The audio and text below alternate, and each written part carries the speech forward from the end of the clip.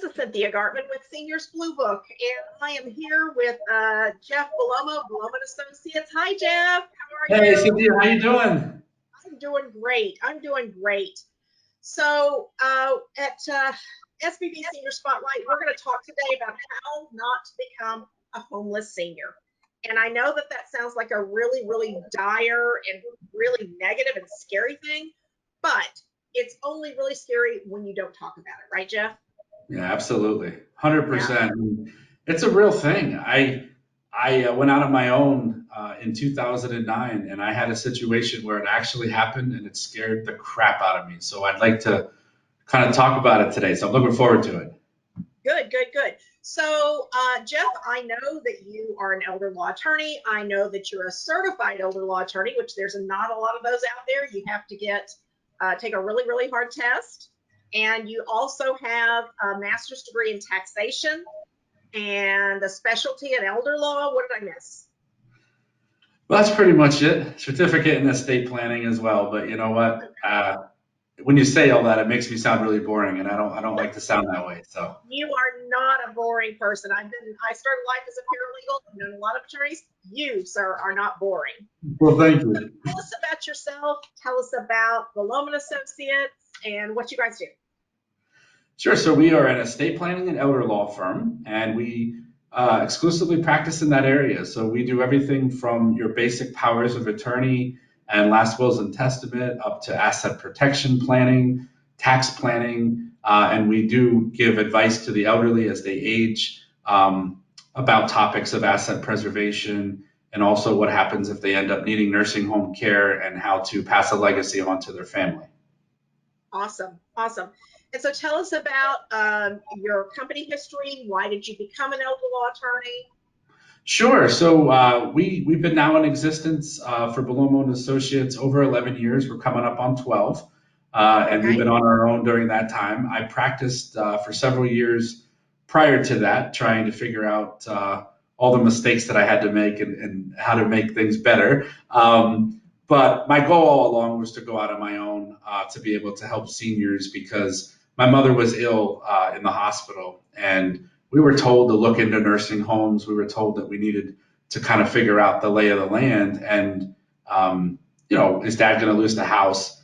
How are we going to Right. pay for it? How are we going to take care of mom? And nobody knew the answers. And the attorneys who did, they were charging hourly for every minute of their time. They didn't answer any questions. They wanted us to spend $15,000 on a plan without even knowing what it was. And it just didn't feel right. And I vowed to my family that I would not let that happen when I was able to go out on my own, that I would provide education for people so that what happened to my family in the hospital wouldn't happen to them.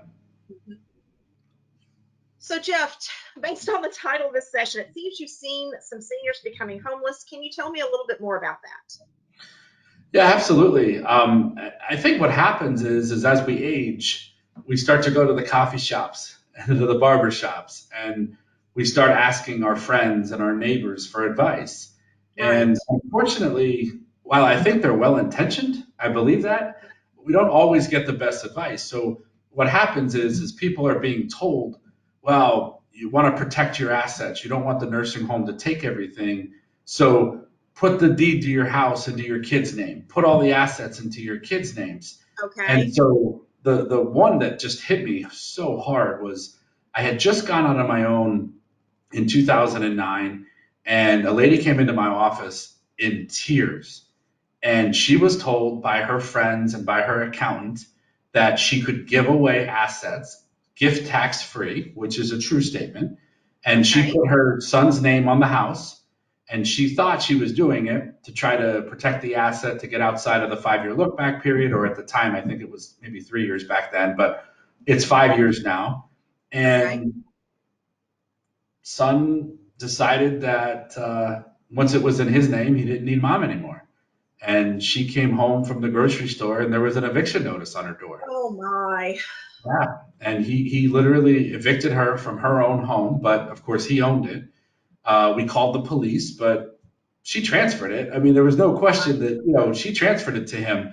People don't understand that a gift is non take abackable.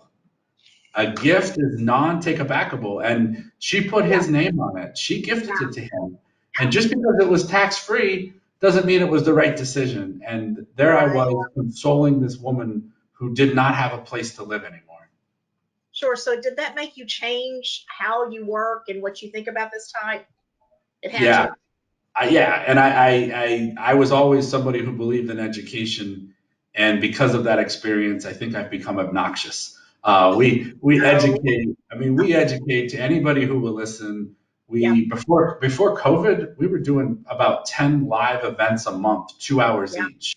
Yeah. And now, of course, we have our links and we're doing virtual. But yeah, what it did to me was it made me realize that there's a lot of misinformation, there's a lot of bad advice, and I'm going to try to tell as many people as who will listen what the reality is and what you need to be concerned about. And there's other ways to do it. So I Yeah. agree with what we're trying to accomplish, but let's accomplish it in the correct manner. And I educated, the community and the public. And my goal is that if I saved one person from making that mistake, it was worth it.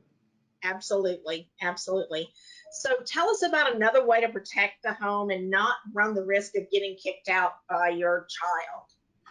Yeah, so one of the ways that a lot of attorneys will use is they will transfer the future interest to the child, but they will Okay. have the parent retain a life estate. So it's basically they give the future interest to the child, they retain a life estate to live in the property, which it certainly works. Okay. It's not the way that I tend to do it, but it Okay. definitely provides the protection that I think what the parent is looking for.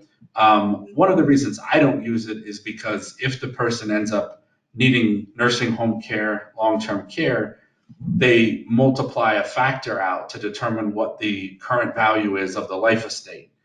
And that Okay. can end up sometimes causing us an issue in qualification. So we tend to go a different route. What we tend to advise is to have the parent put the house in a trust, which for anybody who has been to one of my workshops, you know that I teach it through a radio flyer red wagon. Um, Absolutely. but what we do is we put the house in the wagon. We hope that it will sit there for 5 years before the individual needs care. And within Right. the trust, they have the right to live in the house and nobody can kick them out. So we're still going to retain that life estate, but by Okay. doing it this way, they're not going to have any issues with qualification. And ultimately, it will go to the son. At the end of the day, I want it to Sure. go to the son, but I don't want the son to be able to kick mom out of the house.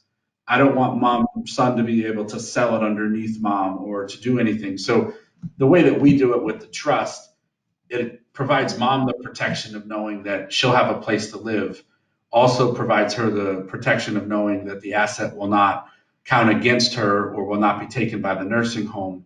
And then if the son ends up in a divorce, a nursing home, a car accident, when you Right. put the name of the deed into the son's name, you're subject to their creditors, but you're Right. not with the trust. So that's typically how we would do it. Okay. And are there any other advantages to this option that you're talking about? Typically taxation, I think, maybe. Yeah, yeah. So, one of the things that I like about the trust is that when mom dies, it's going to be included in her estate for inheritance tax purposes Okay. because mom controlled the trust. When you Okay. do an outright gift to the child now owns it. When mom dies, we're not going to pay inheritance tax, but the basis that the son has Mhm. is whatever mom paid for the house. So if mom paid a low amount of money for the house and then lived there for a long time, when that son sells the house, he's going to have to pay a huge amount of capital gains tax at Right. maybe 15% or 23.8%. And Mhm. people don't realize that. And the chances of the son living in the house as their primary residence for 3 out of 5 years isn't necessarily likely. So the option of the trust provides us not only the asset protection, but we get a step up in basis on the fair market value of the date of death. So that Okay. will avoid us for the son having to pay huge amounts of capital gains tax. And the trust does retain all of the kind of the 121 exclusions, as we call it, basically just meaning that there won't be tax on mom going into the trust And then when she Right. dies, will be included for inheritance tax purposes. Excellent. Excellent. Well, thanks. I know I feel a little bit better that I don't have to become that homeless senior, and I know our viewers do as well. So we appreciate that. If people have questions for you, Jeff, I know that they can go to bellomoassociates.com. Yep. At the end of this segment, there's going to be a placard with your contact information and your phone number. They can contact you that way. How do clients engage your firm beyond just the physical getting in touch with you? Yeah, so we will ask them to attend a 2-hour workshop, and we have them for pre-planning, crisis planning, special needs planning. Okay. And once they get educated, whether it be virtually through a link, or they attend a virtual workshop at a certain time, or they come in person, we still are offering them. Obviously, they're smaller sized at this point. Um, Right. Once they get educated for 2 hours, we offer a free consultation for another hour.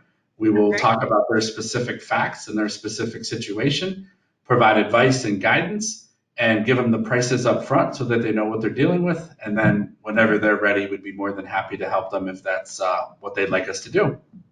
Excellent. Excellent.